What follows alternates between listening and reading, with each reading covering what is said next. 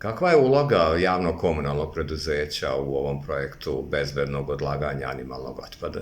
Uloga javnog komunalnog preduzeća se ogleda prvenstveno u praćenju realizacije ovog projekta u smislu dnevnog angažovanja naše službe za zoohigijenu, to jest obilazak svih 5 lokaliteta, zatim komunikacija sa partnerom na ovom projektu, a to je Energozelena iz Inđije, i smatra da samo pravilnim odlaganjem ove vrste otpada možemo postići ciljeve.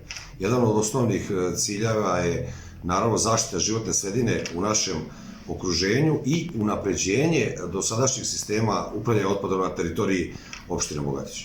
Radnici javnog komunalnog preduzeća su i do sada bili angažovani na poslovima uklanjanja animalnog otpada. Tako je, naša služba za zoohigijenu i do sada svakodnevno obilazila lokacije privremenih deponija, zatim izlazili smo po prijavi inspektora, obaveštavali nadležne inspekcijske službe i tek nakon dobijanja naloga smo pristupali zakopavanju uginulih životinja. Kod samog izbora lokacije smo morali da se pridržavamo svih zakonskih propisa, udaljenosti od naselja, vodotokova, od saobraćajnica.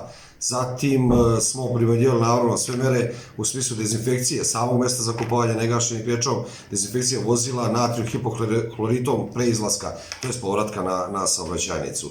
Novi sistem upravljanja otpadom će u mnogome smanjiti troškove javnog komunalnog preduzeća, a da ne pričamo o nekom benefitu, to jest o zaštiti životne sredine u našem području.